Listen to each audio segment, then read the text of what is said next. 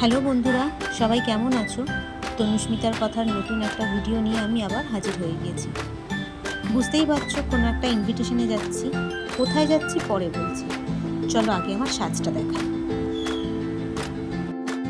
গাড়ি এসে গেছে, তো এখানে আর বেশি কথা না বলে চলো আগে বেরোনো যাক।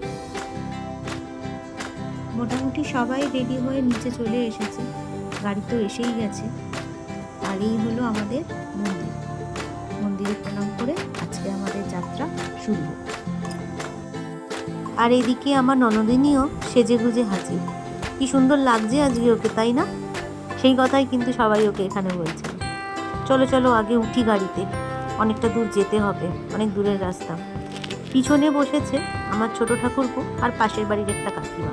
আমার পাশে তানা আর ছোট কাকিমা, সামনে ফুল কাকু আমার কর্তামশাই, মাঝখানে বউ আমার শাশুড়ি আর খাতিস আর ডাক্তার দিদা। গাড়িতে উঠে গেছি, তো এখন সবার সাজগোজগুলো আরেকবার করে দেখিয়ে দিচ্ছি। ও, এখানে তত্ত্ব দেখে কি ভাবছো? বিয়ে বাড়ি যাচ্ছি? বলতেই পারো, যাচ্ছি একরকম বিয়ে বাড়ি। চলো যেতে যেতে বলছি।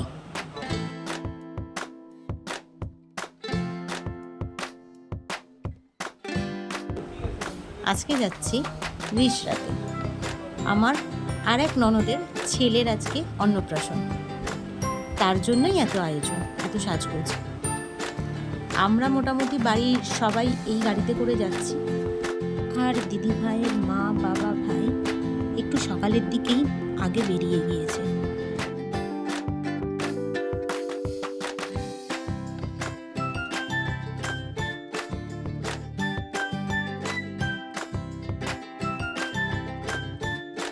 গাড়ি এখন আমাদের আরজি কর মেডিকেল কলেজের সিগন্যাল ছেড়ে বেরিয়ে যাচ্ছে।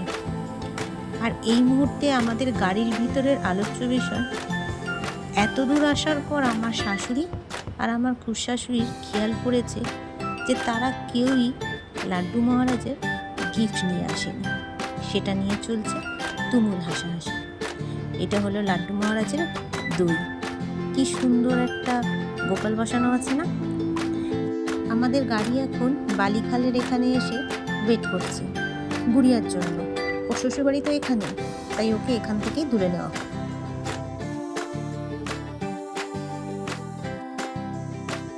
গল্প করতে করতে কখন পৌঁছে গেছি খেয়ালই নেই। চলো ভিতরে যাওয়া যাক। নেমে গেছি সবাই।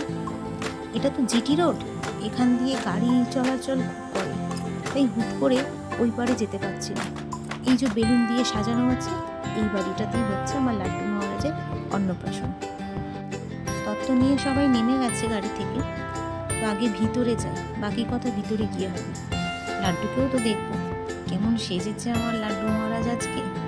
চলো উপরে যাই। আর এই হলো মিকি, লাড্ডুর দিদি। আমার ব্লগ নিয়ে যদি কারোর সব থেকে বেশি ইন্টারেস্ট থাকে সেটা ওর। দেখলে ক্যামেরার সামনে এসে কেমন ঝাপাঝাপি করলো, পুরো পাগলি একটা। চলো তত্ত্বগুলো রাখা যাক। আর এইটা হলো দিদিভাই, লাড্ডুর মা। দেখে নাও দেখে নাও কেমন সুন্দর সেজেছে। এগুলো তত্ত্ব লাড্ডুর জন্য। এই ঘরটা এনে রাখা হলো, এখানে একবার ভিডিও করে নিলাম। আগে তো ছবি তোলা হয়নি, টাইম পাইনি।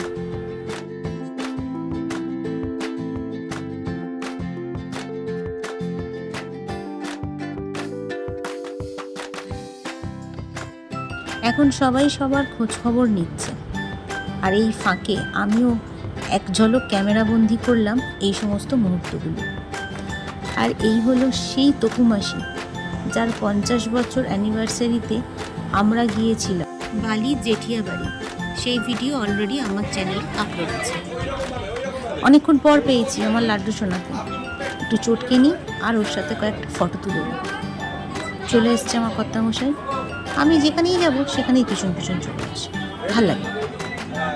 কি আর করা যাবে, তুলে নিই কিছু ফটো। দেখো এখানে কিন্তু আমাকে নেয়নি, নিজে একা একাই ছবি তুলছে।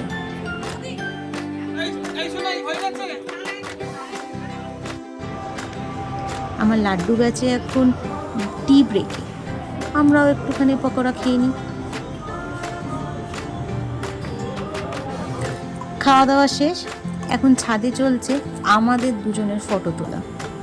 ঠাকুরপোকে আমি এই রোদের মধ্যে দাঁড় করিয়ে রেখে দিয়েছি ফটো তোলার জন্য।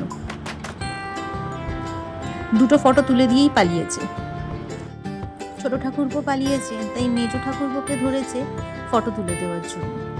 ছাদের এই পোর্শনটাতে রান্না হচ্ছে, ভাবলাম সেটাও বা বাদ যাবে কেন, করি ক্যামেরা বন্দি।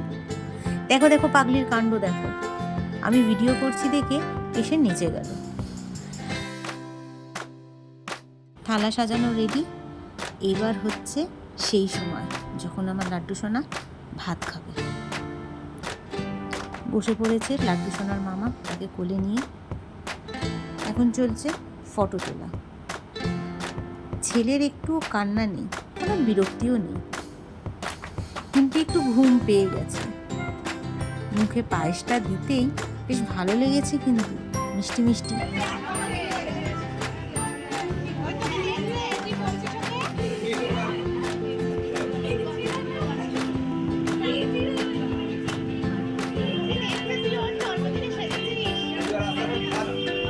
আর এখানে বেশ মজা হয়েছে। ফটোগ্রাফার দাদা ছবি তোলার জন্য বাবাইকে বলেছে মাছটা ওর মুখের কাছে ধরতে। সেই মতো মাছটা মুখের কাছে ধরে বাবাই ফটো তুলছিল। আর আমার লাড্ডু মহারাজ পুরো মাছের মুন্ডুটা নিজের মুখে পুরে নিয়েছিল।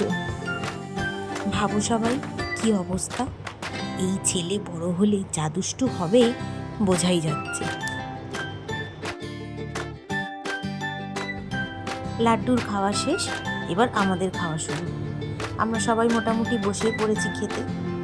আমি আর কর্তামশাই এদিকে, আর আমার উল্টো দিকে আমার শাশুড়ি আর ওই পাশের বাড়ি কাকিমা, আর আমাদের পিছন দিকে তানা, কুটকাকু, কাকিমা আর ছোট ঠাকুরপো। চলো, প্রচণ্ড জোরে খিদে পেয়ে গেছে, বেলাও হয়েছে অনেক। আমার মেজো ঠাকুরপো এখানে দেখতে এসেছে। কি খাওয়া হয়েছে বলতে পারছি না বাপু, এখন খিদে পেয়ে যাচ্ছে। একটু কষ্ট করে ভিডিওটা দেখে নাও তো, পরিষ্কার করে সবই দেওয়া আছে, অসুবিধা কিছু হবে না আশা করছি।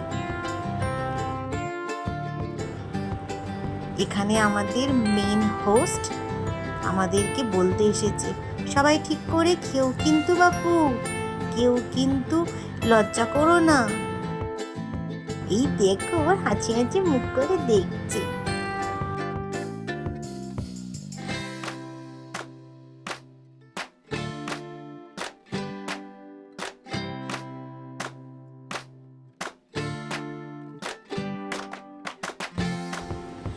এটা হলো দিদিভাইয়ের ননদ আর নন্দাই।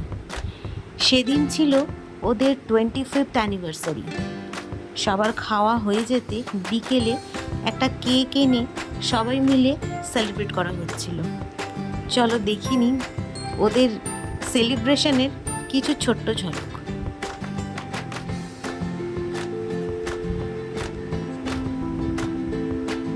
ফটো তোলা, কেক কাটিং সবই হচ্ছিল, কিন্তু দিদি খুব লজ্জাও পাচ্ছিলেন।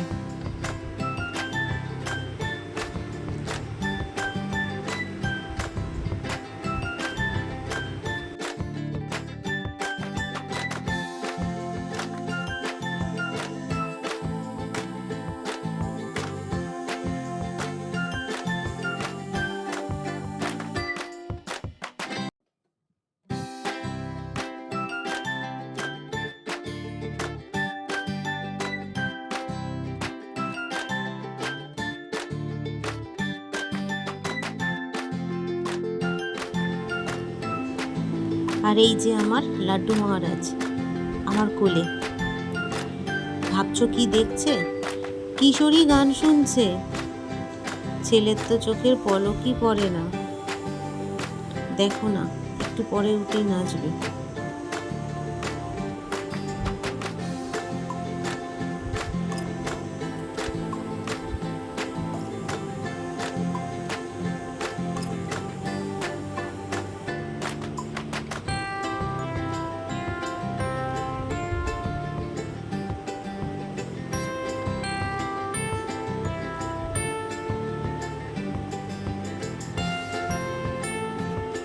এই যে নাচতে শুরু করে দিয়েছে।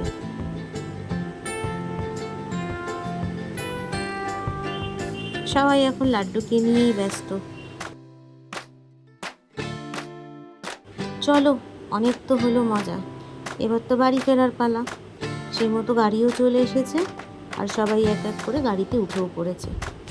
আমার পজিশনটা চেঞ্জ হয়েছে, আমি মিডিলে ছিলাম, এখন আমি একদম পিছনে, মানে আমার ছোট ঠাকুরপুর জায়গায়, আর আমার ছোট ঠাকুরপো আমার জায়গায়, ওই যে বসে পড়লো আমার জায়গাটাতে।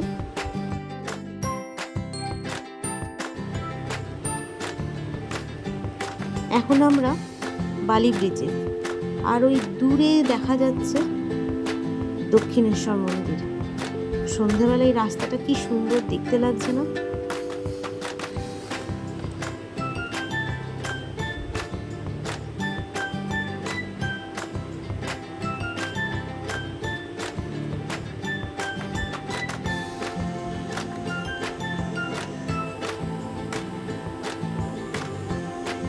ব্রিজের ওপর গাড়িটা কিছুক্ষণ জ্যামে আটকে ছিল, তাই এই গঙ্গার ছবিটা একটু তুলে নিলাম।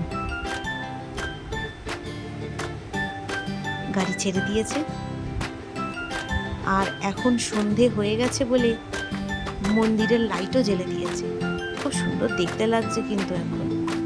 জয় মা, জয় মা। চলো, আজকে তাহলে ভিডিওটা এখানেই শেষ করলাম। আজকের মতো এইটুকুই। ভালো লাগলে অবশ্যই আমার চ্যানেলটাকে সাবস্ক্রাইব করো, আর আমার লাড্ডু আর মিকির জন্য এই ভিডিওটাতে একটা লাইক করতে তোমরা ভুলো না কিন্তু। দেখা হবে অন্য কোনো নতুন ভিডিও নিয়ে। ততক্ষণ সবাই ভালো থেকো, টাটা।